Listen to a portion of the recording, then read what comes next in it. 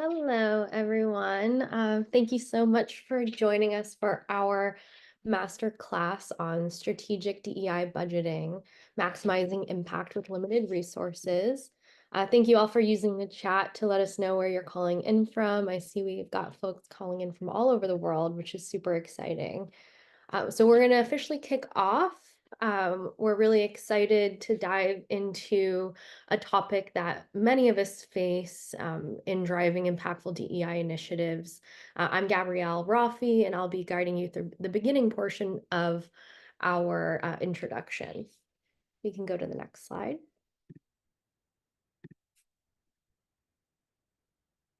Thank you. Okay, so as we begin, I'd like to introduce myself using a PechaKucha style presentation. And what I'll highlight here is a quote that guides my approach to this work, which is keep some room in your heart for the unimaginable. I've had the privilege throughout my career of working with nonprofits and organizations that often operate with limited budgets, and it can be a difficult and lonely road. But what has made it very rewarding for me is my community and working with the Solution Co. Consulting team. We've been able to work together in community to deliver exactly what our clients need and have some real meaningful impact. And so that is what drives me. And I'm really excited to dive into some of those strategies with you today. And just a little overview of our services. So we offer training and development to equip your team with the tools and knowledge that they need to create a truly inclusive culture. This masterclass is just a snippet of the trainings that we provide to our clients.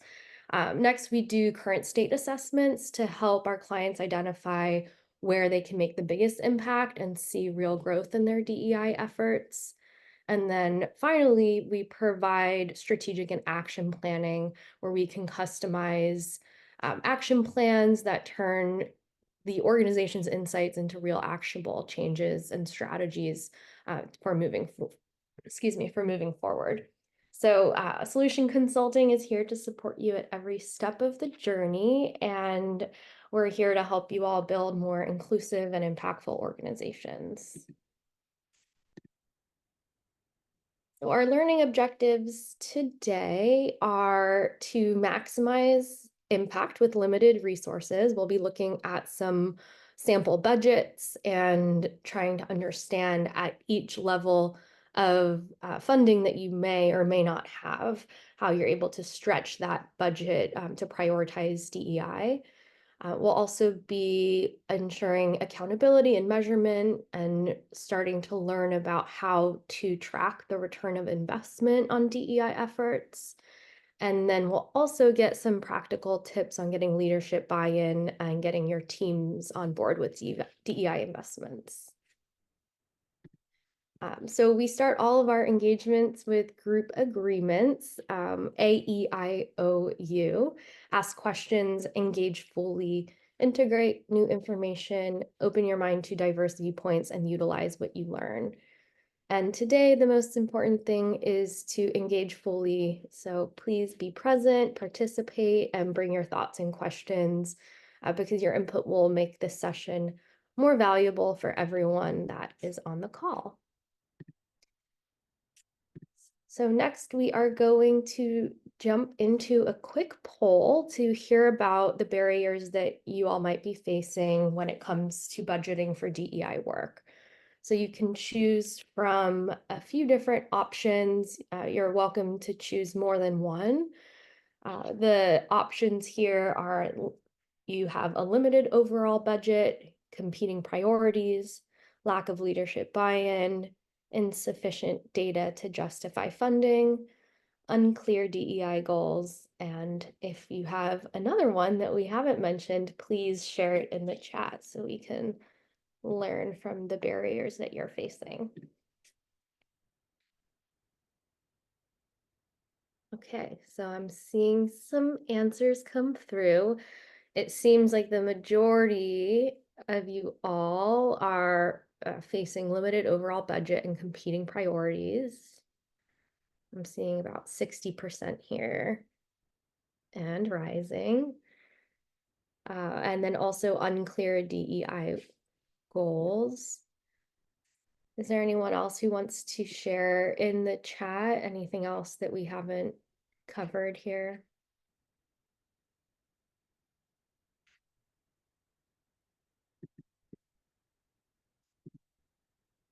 Great. Well, today we'll definitely be tackling some of these big issues, like what to do when you have a limited overall budget and competing priorities, as well as lack of leadership buy-in and the insufficient data to justify the funding.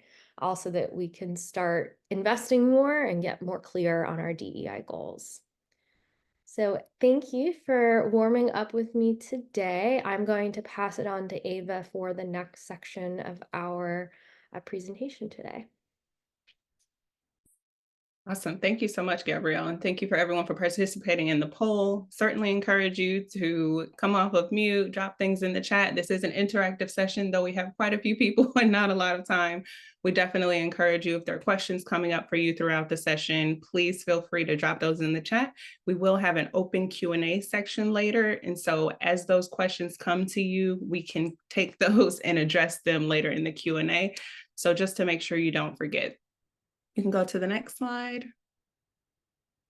All right, and so here's my PechaKucha. I won't talk too much about this, but I was super excited when we were deciding to do this topic because we kept hearing, number one, a lot of feedback from our clients that, it's really hard to even think of a budget or like how to budget when we've never had one before. And there's also really a lack of transparency around what things cost in the DEI world, like what types of events and programming or even consultants that you want to reach out to. People are unclear about how much things should cost. And so we really wanted to use this session to bring transparency to that. And it's near and dear to my heart because I started my career working with financial organizations and doing cost analysis. And so I love this topic and I'm really excited to make it practical for you all. Go ahead to the next slide. And so let's just start with the basics. When we think about why you need a budget, there are a number of reasons that we think of from an external perspective, but also internally. You need to have a good understanding of why it is that you even need to be requesting a budget for your DEI initiatives. And I think the biggest thing that we see is when DEI initiatives do not have a budget, sometimes they do not have the visibility or the priority as a strategic initiative because the leadership team hasn't officially or fully bought into it. It hasn't what the saying, you put your money where your mouth is. Without a budget, it's really hard sometimes to see DEI at the forefront. It sometimes becomes an afterthought because it isn't something that requires a budget, that requires staff. People just do it as a volunteer activity. And so that's one big reason. Another big reason is that when DEI initiatives have a budget, it equips them for longer term sustainability and consistency. We see so many times that DEI initiatives are fully volunteer driven. People are, passionate about the work. They are making things happen out of nothing. And when we see this, it ebbs and flows with people's energy and their effort to contribute. And so without a budget, it really rests heavily on the people who have decided to step up and support the work. And sometimes they're busier and sometimes they're not. And so the work can ebb and flow just as the capacity of that team ebbs and flows. But when we see a budget that's in place and it has a plan throughout the year associated with it, there's a regular cadence that you see DEI initiatives happening throughout the year. And so that's a really important thing. If you're in that earlier phase and are trying to get traction, it's hard to do it when the work is so inconsistent and it's just happening here or there. Number three, it really unlocks access to deep expertise. Sometimes organizations, right, you have brilliant people on your team within your organization, but you may not have experts in DEI or experts in topics related to DEI.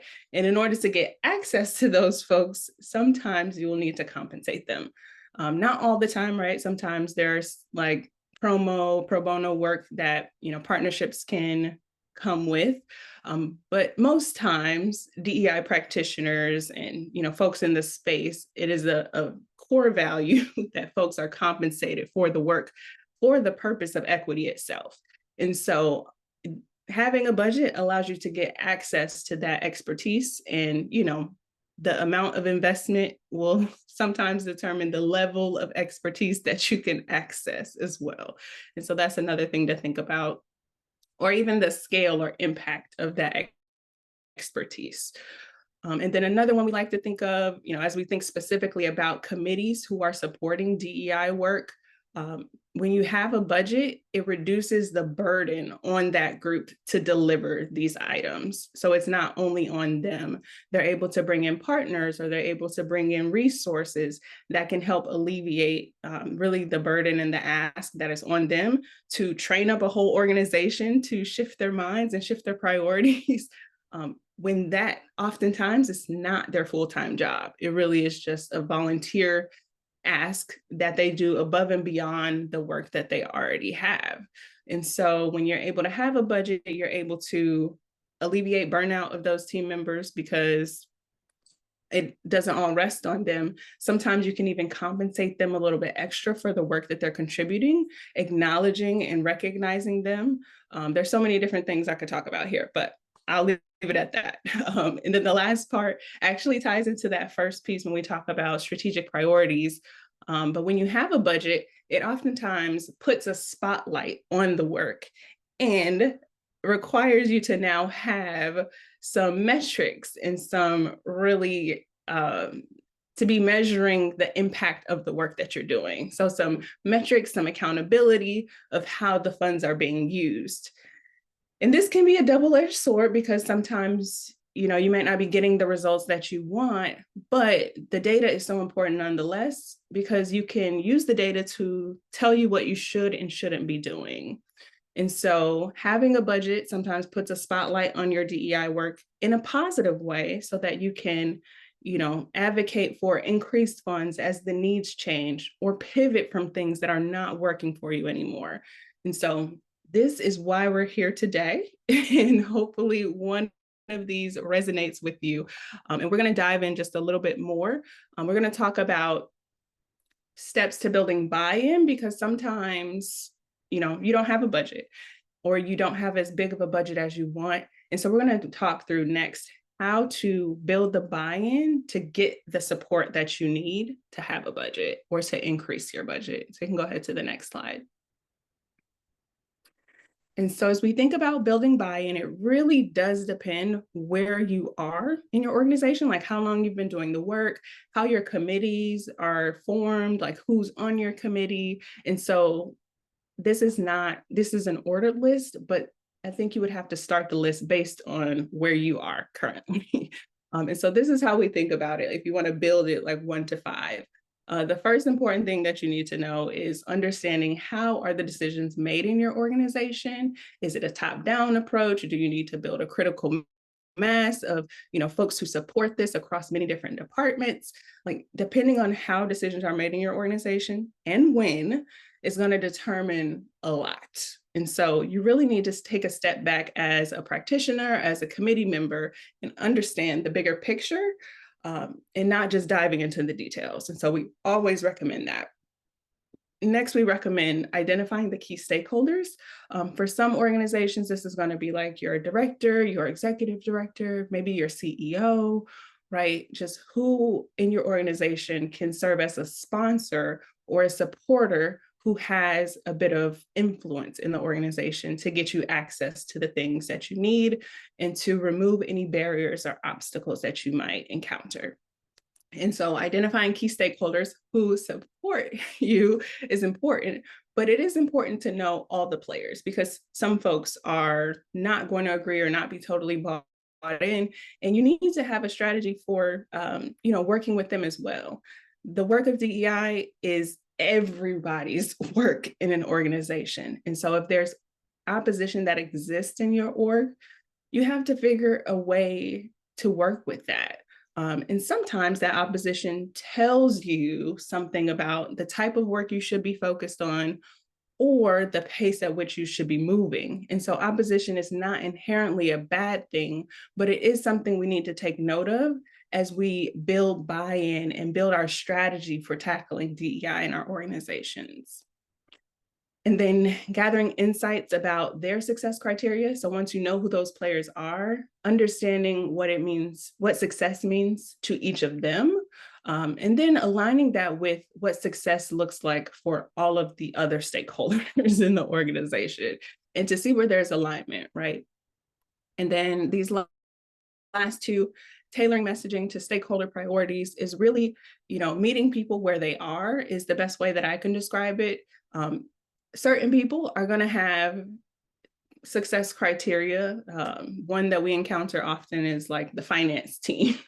The finance team has different success criteria than usually your DEI chair.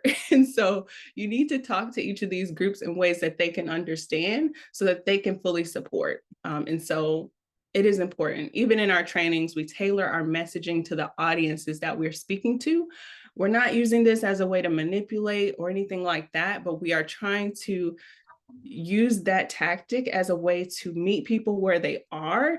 If what we're saying is going over their head, it's going to be really hard to get traction and to move forward together. And so in that way, we tailor our messaging. In the same way, you wouldn't talk to a 5-year-old the same way you talk to a 20-year-old, right? So you just need to tailor the messaging in a way that's going to resonate with people. And then fostering collaborative conversations, making sure we're all at the table, we're all making decisions, we're all, coming together and having some healthy disagreement where necessary.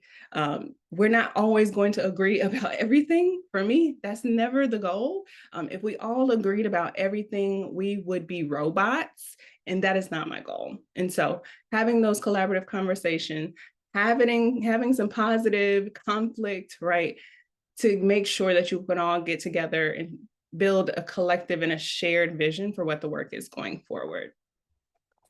And then this is the last thing I'm going to talk about before I do a quick check-in. Go ahead to the next slide. And so some of the folks, when we did the poll a bit earlier, you all talked about you have a limited overall budget, competing priorities, and unclear DEI goals. I want to address specifically those. And so in order to maximize your budget, even if it's zero, these are things that you can do to make the most of what you have. And so the first thing that we always look at when working with the organization is understanding what is the current state of your organization. So what are the current positive things, the strengths? What are the weaknesses in your organization as it relates to DEI? And once you can kind of see everything out, then you can start to prioritize based on what things you should tackle first, what things you should wait on for a little bit, what things you need big budget for, right? And so you can then prioritize to make the most of what you have today. And then thirdly, I'm always going to recommend look at what you have internally in terms of, different teams' budgets that you can access. A lot of times when we're working with DEI committees, they're able to tap into the HR budget for staff training related to DEI, or, you can tap into some professional development dollars within your department, right? And so it just depends, making the most of what is currently within your sphere. It could be people's time. So you can take an existing meeting, maybe an all-staff meeting or an all-staff retreat, and repurpose that time to talk about DEI. You can use different expertise. You may have some subject matter experts within your organization, maybe in a different department, or maybe a client, or maybe a partner, and you can really leverage them to bring the expertise to your organization that you need. And so this last one is really about getting creative. And I'd say even if you have a big budget, I still encourage you to get creative so that you can have the biggest impact that you can. And so I'm going to pause there to do a quick check-in. And again, totally encourage you to come off of mute, to drop in the chat what has worked for you when it comes to budgeting for your DEI initiatives or efforts.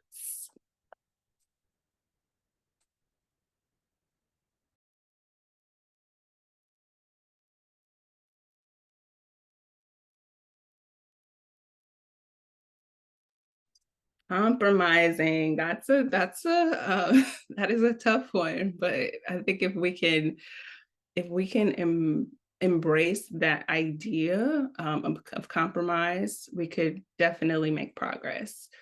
Openness, a lot of times with openness, I see not being stuck in thinking that your way is the right way or the only way of doing things. And so having that openness to compromise. Group discussions, right? Sometimes when we're in groups, well, always I say I'm going to butcher the saying, but the sum of the whole is better than the individual, you know what I'm talking about. But usually we can come up with a better solution together than any one of us alone. And I can tell you that is so true for our team. Like we always bring it to the group to help improve the outcome. Making one of our core values DEIJ driven, right? Putting it at the forefront. So that's how the lens that we're using to make decisions. Google searching, YouTube University, and open discussion. So educating yourself, absolutely. Combining budgets from 2 or more ERG teams. And so ERGs are employee resource groups. So sometimes those are affinity based, they could be racial, they could be positional, they could be working moms, right? It could be intersectional identities. And so some organizations, each of those groups have budgets, and so those groups can then partner together to do stuff, or they can partner with other groups to do things. Super cool. Reasoning, utilizing resources we already have in our DEI content we use for customers. Absolutely. Over communicate to decrease communication. All right, I'm not going to go through all these, but this is great. Would anyone want to come off of mute to share? One volunteer. I think we have time for.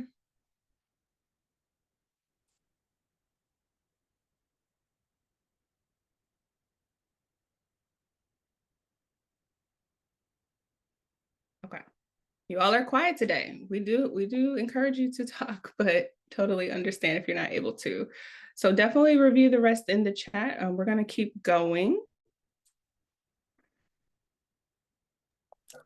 We're going to talk next about, on the next slide, we're going to talk about a strategy we use with our clients to help prioritize, like what initiatives should move forward. And so we use this action priority matrix, or sometimes called the effort impact matrix. It is adapted from Six Sigma framework.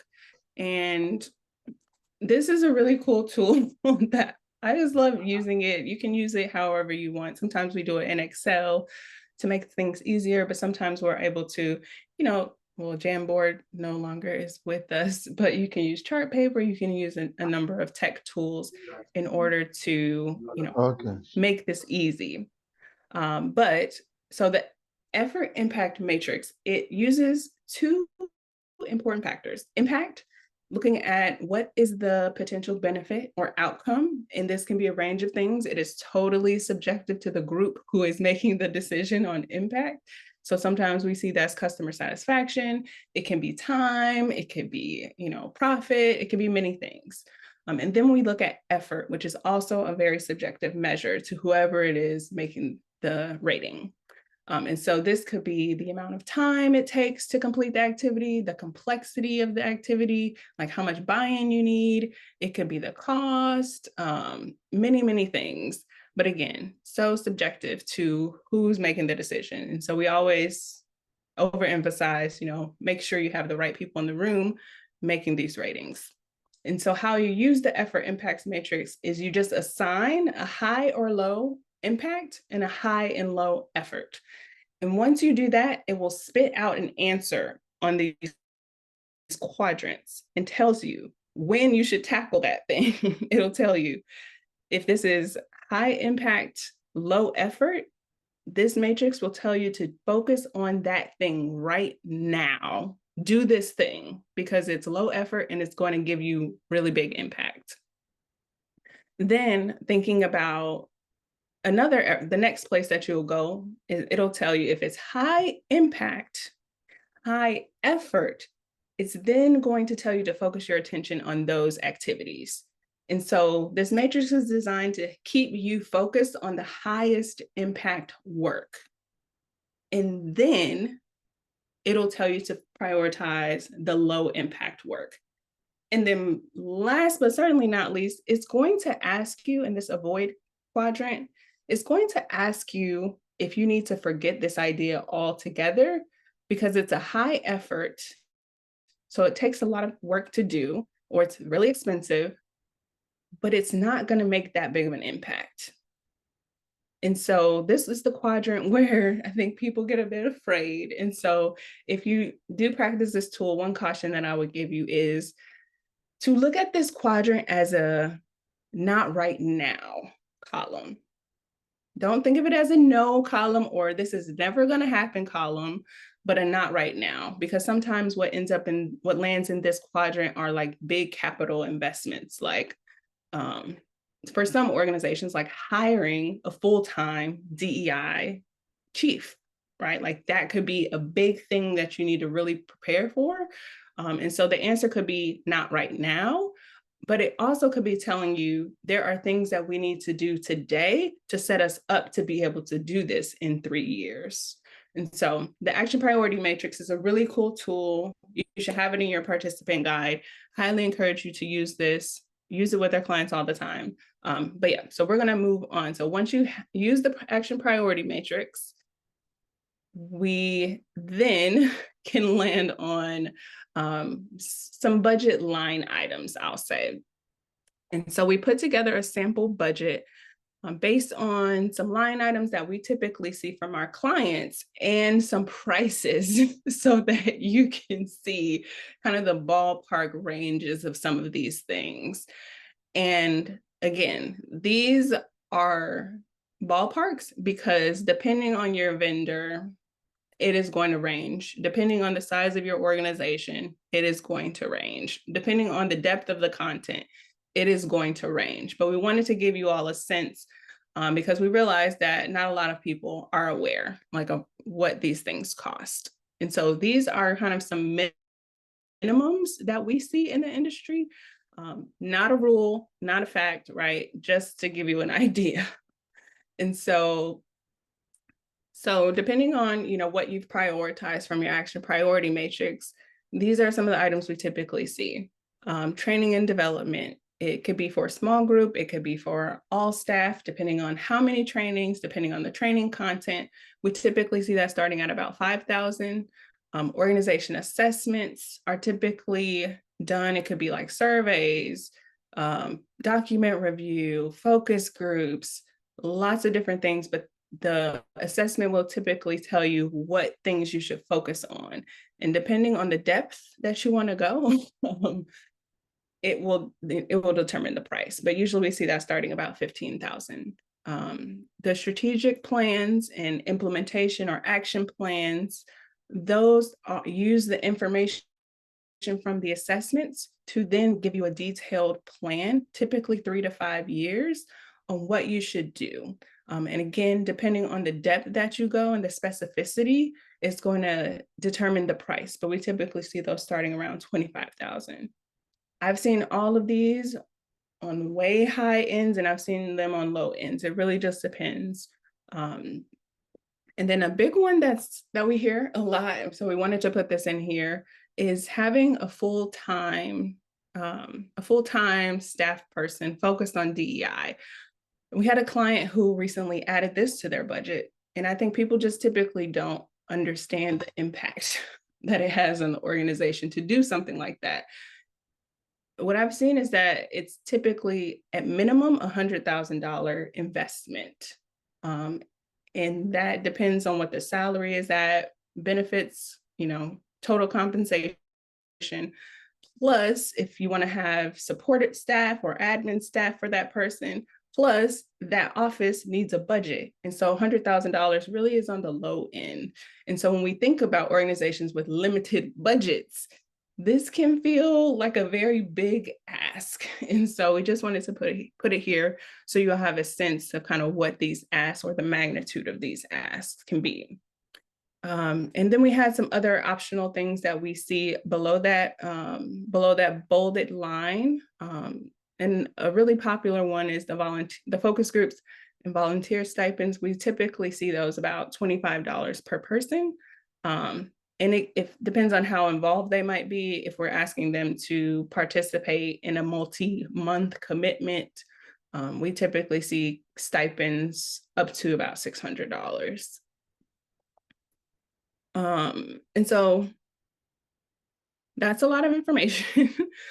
What do you do now once you've budgeted for something? We can go to the next slide. Once you've budgeted for something, you've carried that thing out.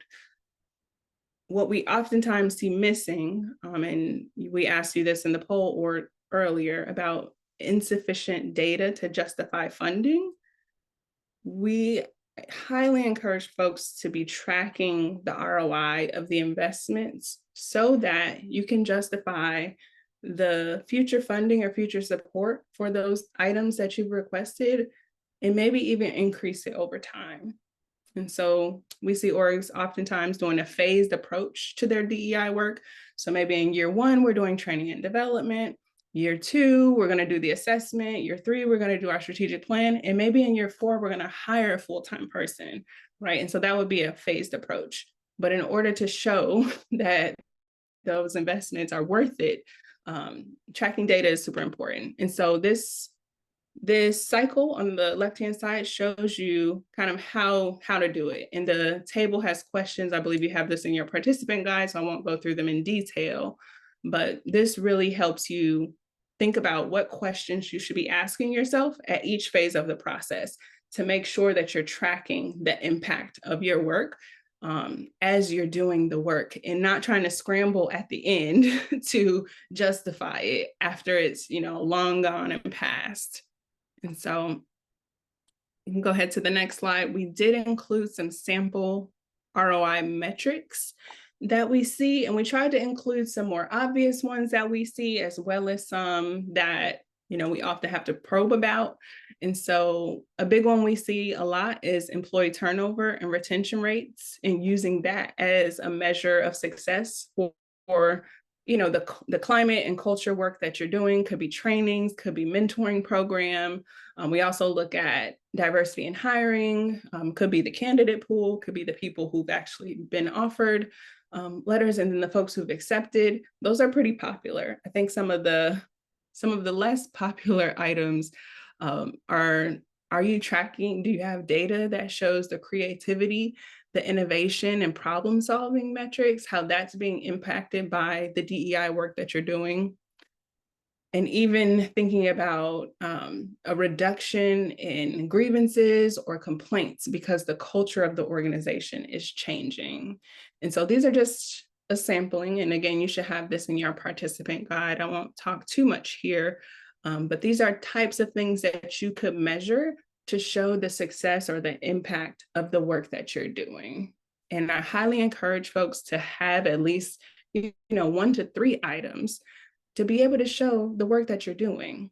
And it's helpful not only for the stakeholders, right, the shareholders that you're working with, but I think it's also helpful for the folks who are doing the work to know if what they're doing needs to change or if it's working well. And so that's just a super small sample. I'm going to do another quick check-in to see if folks have other metrics that they've used. And so again, you can use the chat. And I love the questions coming in. We're going to definitely collect those for our Q&A that's coming up here in just a few minutes. But we'd love for you to answer this question. And feel free to come off of mute, drop your answer in the chat.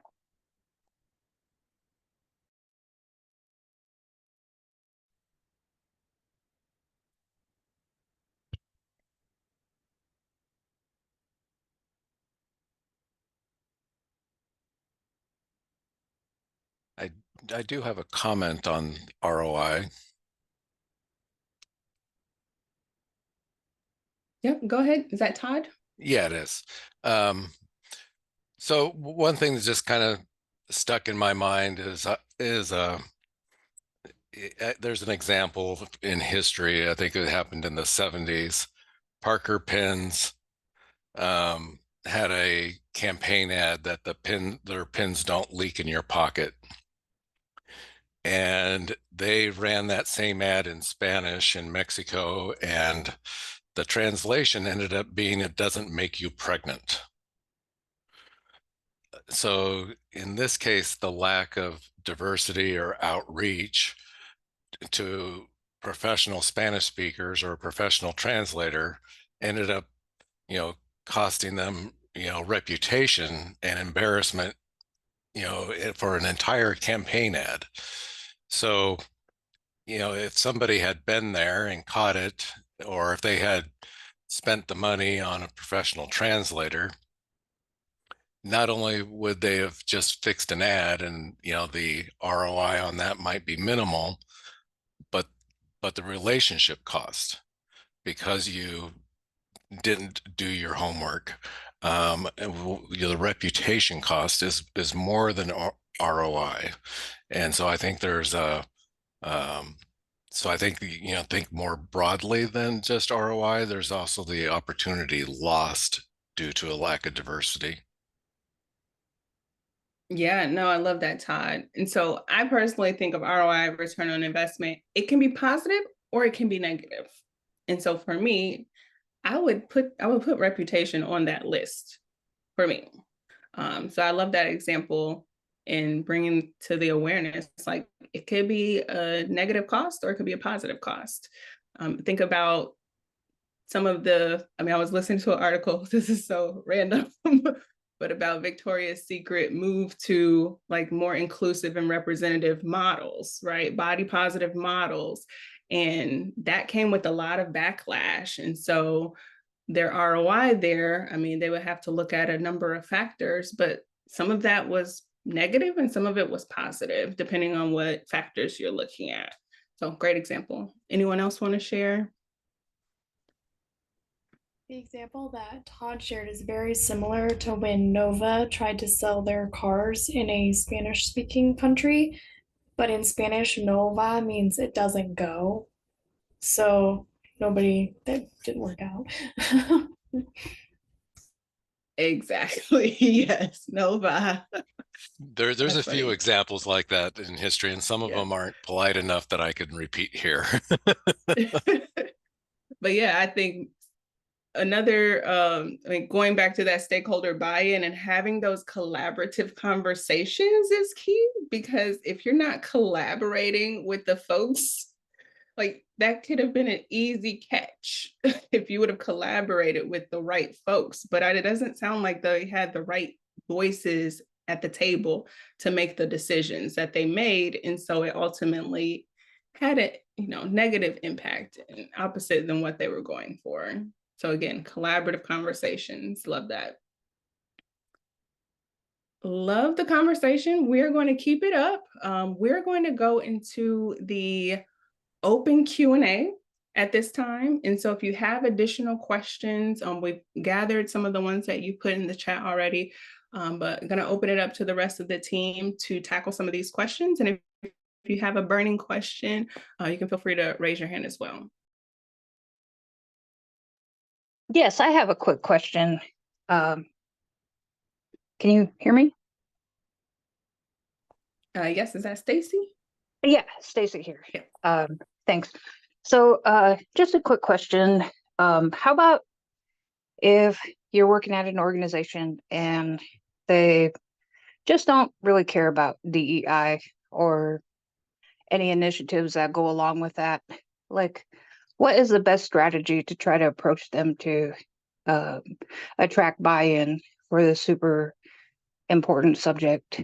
I know that's a super broad question, but just trying to get some ideas of like how I can approach my employer and um, get get some buy-in here. Thank you. Stacy. My name is Yanka Ajuratutu. I'm a member of the Solution Consulting Co team. I'm happy to start off, and I'll let my colleagues join in as well. So one thing I would recommend, we actually had a fantastic session last month that it was a panel session where we talked about getting leadership buy-in. And one of the big takeaways that we talked about was looking at what's already within your hand. And so similar to what Ava mentioned, the work of DEI is often a work of creativity and innovation, and resilience. And so thinking about what do you already have in your hand that you can use to begin to get some buy-in and some momentum. And so if the leaders are not on board per se, I would look to your colleagues, your peers, staff groups, and see if you can start to get groups together to have discussions, and start to get support and have some interest from staff that want to do different events or different initiatives in the organization. And so leadership will often respond when they see that there is a large amount of staff that are interested in moving something forward. And so I would say look at the interest levels of your peers and see how you can bring them together to do just work together and then present that to leadership as a group. I'll turn it over to my colleagues to share a few other options. Thanks, Yinka. I would also say that starting with small, impactful projects that can demonstrate success could be a helpful way to begin, so that leadership can start to see some incremental progress, and the employees that you are engaging start to be the storytellers about why DEI is going to benefit the organization. And so the gradual progress, it might feel slow, but it's really important to stay persistent and celebrate the small wins, but still be patient. Any little bit can help. So even if it's just starting the discussion around DEI at a staff meeting, spending 5 minutes in the beginning of the meeting just to define what that looks like for your organization and why it might be important, and then eventually creating a business case for that. Yeah, totally agree with the team. And I think there's one comment in the chat is trying to create different ERGs, so different groups and kind of coming together to talk about, different things. I think a note that I would add is I think sometimes people are hesitant to the label of DEI and are kind of turned off by that, when in reality, I tell people like my work is just about helping humans like get along better. And like it really is actually just about people. And so if we can center our thinking around like what are the pain points? Do you have issues with folks growing in the organization because they aren't being properly mentored or, brought through the pipeline? Like you might be able to tackle a very specific issue through a solution like mentoring, and it's not going to raise people's flags around it being a DEI initiative. You know what I mean? Because I know it's very controversial, but I'm more concerned with the impact than the words themselves. And so if there are different ways you have to navigate like the climate of your organization, you have to know your audience again. So I encourage you to get creative and innovative, as Yinka said, and, dip people's toe in and bring them along the journey with you. And impact, as Gabrielle mentioned, is a great way to be able to do that.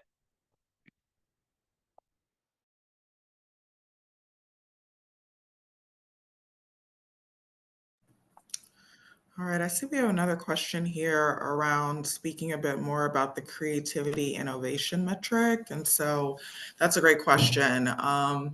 So there's a few metrics to think about when it comes to thinking about creativity or innovation. Most CEOs, COOs are probably staying up at night a bit thinking about this, especially as we've had the increase of AI, and there's a lot of creativity and innovation always within the work that we do, no matter what industry we may be in. And so this is a metric that I think can really resonate with senior leadership as you understand what their concerns and their objectives are.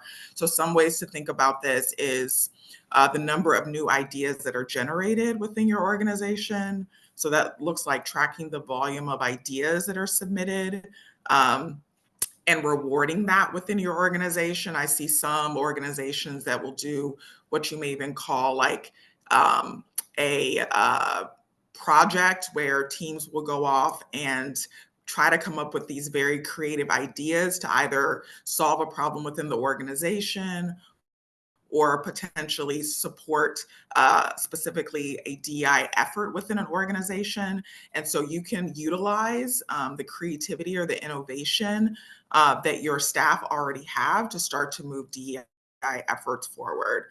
Another opportunity is also utilizing cross-departmental collaboration. And so often we see organizations are in silos. And so utilizing the creativity of having different groups come together to do brainstorming and do work to specifically support DEI efforts and initiatives. So there's a lot of different ways that you can think about it and kind of overlay that on top of your industry or your organization and the work that you do.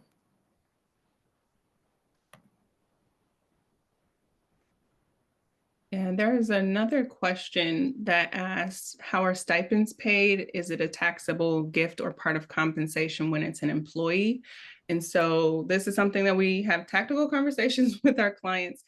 We've typically, the standard case for a stipend is when we're bringing in a community member or a volunteer from outside the organization to join one of our strategic planning committees or a visioning committee. So we have the voices of our community, the voices of our customer present in the visioning and the design of our work going forward. That's the most typical case we're using stipends.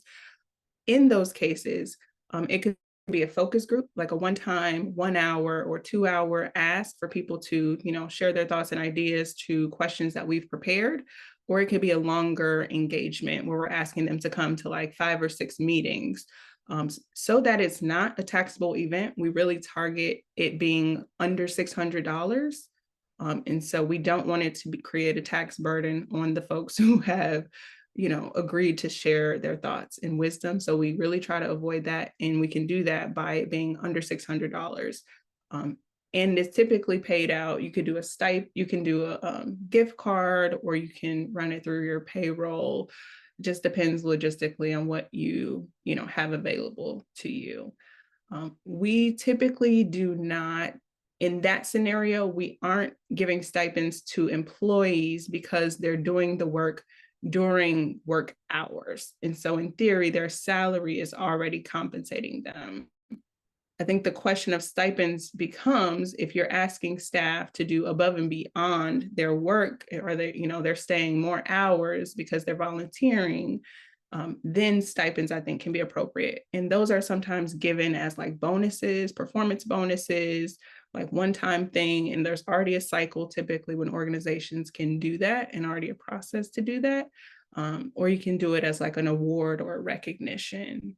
And so those are the most standard ways that I've seen stipends and then compensating employees above and beyond their current salary.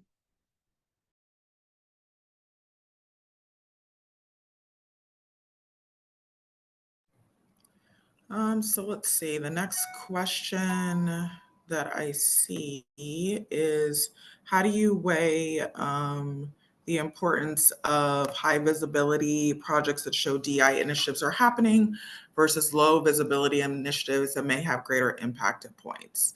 So that's a great question. So I do think utilizing the effort versus impact matrix that Ava shared would be super helpful for that.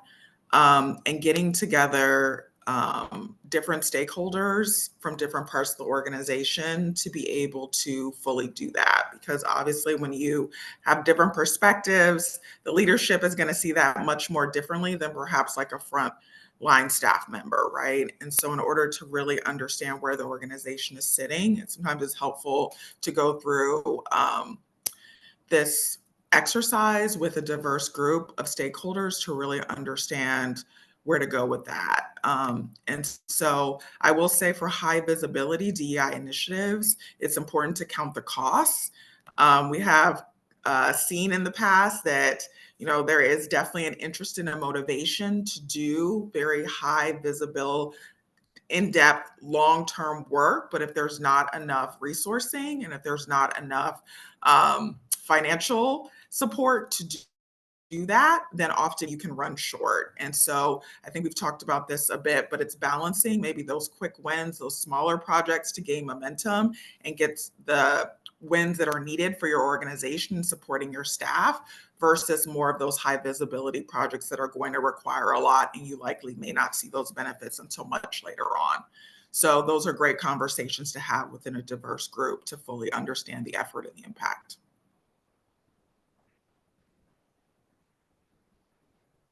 The only other thing I would add is the storytelling piece, making sure that you're communicating results for both kinds of projects, whether it's high visibility projects that build momentum and support, or those lower visibility projects that have that deeper, long-lasting support. When you communicate the results of both of those kinds of projects, it can help to maintain like longer strategic support from the organization and from leadership.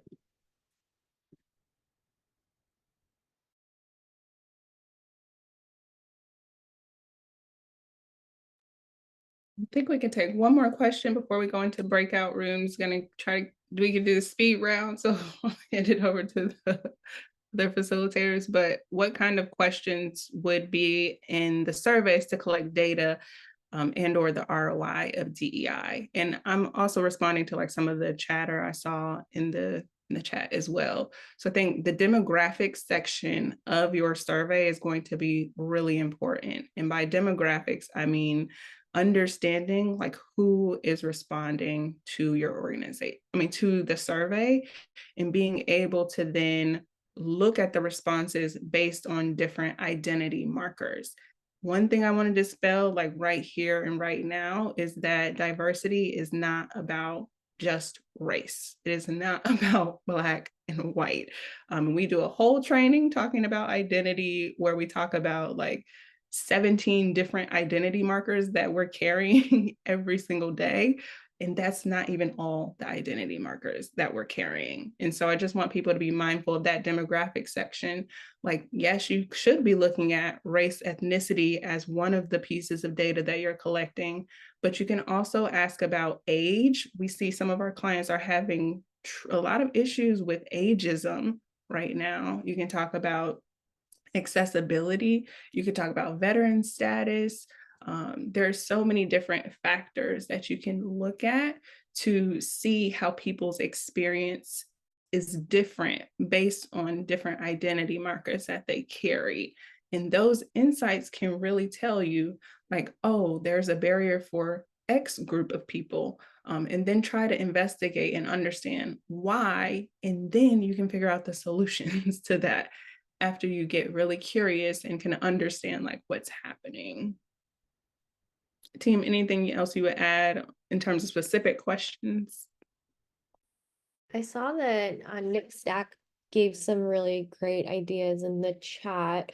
The only other thing I would add is just try to balance the qualitative and quantitative results that you'll receive. And we love using open-ended feedback and anonymous forums to get deeper into the roots of the problems that are facing organizations. And so asking a few open-ended feedback questions, maybe just 2 or 3, and allowing people to give additional comments and suggestions about DEI efforts can be really impactful.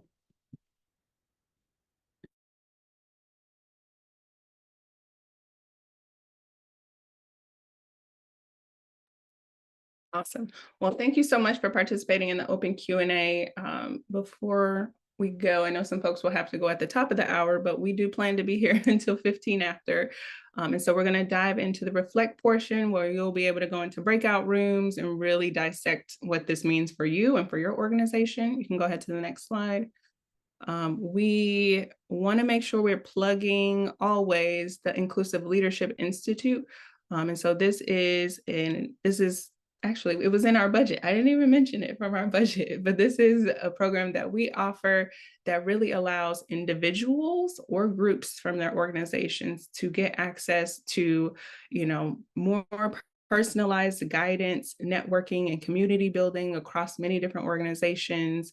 We have even more resources. And so that effort impact that we showed you, like we have a whole module on that gives you the actual Excel sheet that you can use, where it is, will spit out the answers for you in an automated way.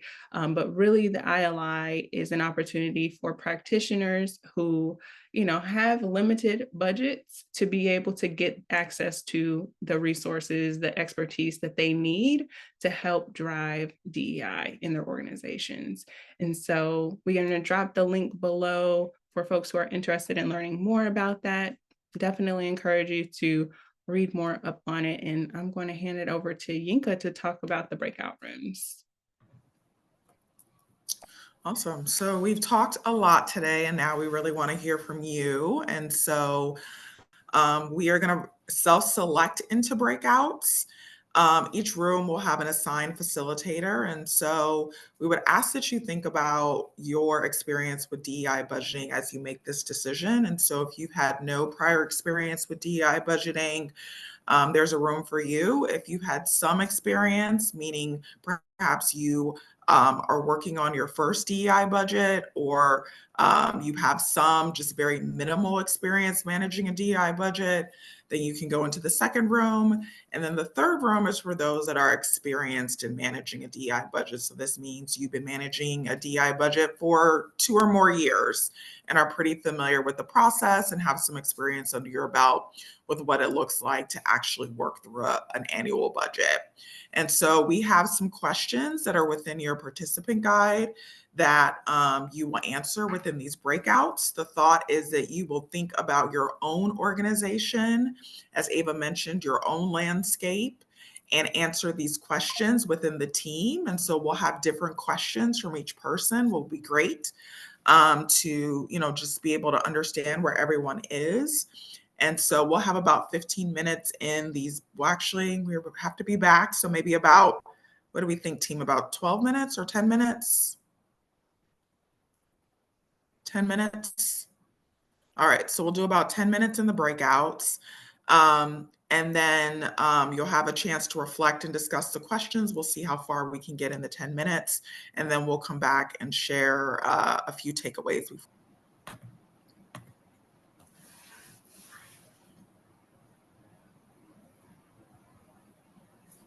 Did we get pushed back? We did. We did. Okay. Oh, it was a good and brief conversation. All right. I think we have everyone back. I know that was so quick. You can go to the next slide or the next few slides. Would like to just hear from one person or two people if you'd like to come off of mute, or you can share in the chat if you'd like, regarding what were your takeaways. You can either share any takeaways from what was discussed during the learn section or what you discussed during the breakout.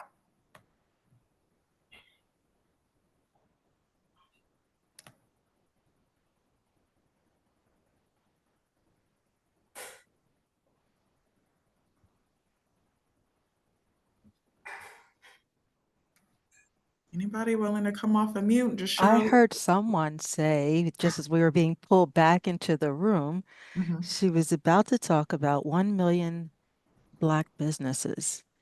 And I think it was helping another young lady in our session that was working on a small budget for HBCU. So I don't want to talk for these folks, but I was all ears. Okay, I think she put it in the chat. So Galia, hopefully I'm saying that right. If you did want to come off the mute and share a little bit, feel free, but it looks like there's some information in the chat. Hello. Hi. I live in the UK and I accidentally signed up with that Operation Hope, which was in America. But I spent like 2 months with the people, and most of them were obviously from the 1 million Black businesses, all of them entrepreneurs or just starting 1 or 2 years on the journey. And it was very good training. It was completely free, but you have to attend each session in order to gain the certificate at the end.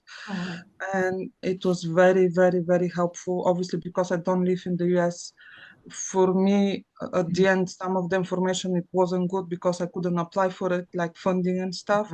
But if you live in the US, it's like they're gonna help you a lot, and with mentoring, and it's continuous support as well. So I recommend them 100%. Oh, wonderful. Thank you. Where are you based? I'm based in the UK. I'm originally from Bulgaria. Okay. And I put my LinkedIn in the chat as well. Perfect. So basically, at the moment, for your information, this was 1 month ago information. So they haven't reached 1 million businesses yet. It's just over 300 something thousand. So you can still become the next person. And obviously there is, how to say, if you want to be in that 1 million Black businesses, you have to be at least 50 or 51% Black owned. Or if it's for minority, like if it's women's, sorry. Anyway, I don't want to take time. I just can't remember what was it exactly, but you can check it. Yeah. Perfect. Lotteries put it in the chat. Yeah. Okay. Thank you so much. Well, I have definitely enjoyed seeing that you all are connecting through LinkedIn. We have so enjoyed sharing with you for this session. Definitely want to invite you to our next masterclass. If you would go to the next, perfect. So our next masterclass, we will be discussing going more in depth around numbers. I think someone mentioned in the chat that numbers is so critical to this work that we do with DEI, the return on investment as well. And so hopefully we'll see you November 7th for our next masterclass. And we would love to get your feedback. We always like to survey and see what's worked, what are some opportunities for improvement. And so if you want to take the last few minutes to fill out the survey, and then once done, feel free to go about your day. And just want to say a big thank you so much for joining us.